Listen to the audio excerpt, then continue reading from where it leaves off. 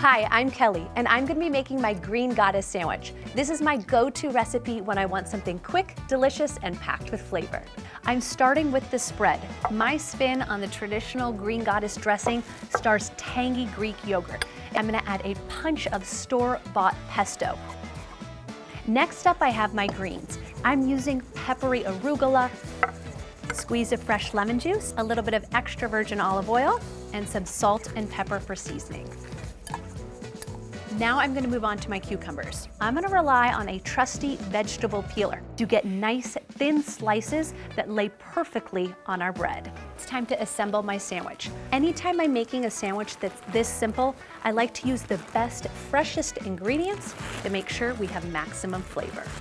I'm gonna start by slathering my spread. It's gonna hold these thick cut slices of fresh mozzarella in place. I'm adding some freshly cracked black pepper. Next up, I'm gonna add my sliced cucumbers, and last but not least, that peppery arugula. Pile that on there nice and tall. I'm a diagonal kind of girl. And the big reveal.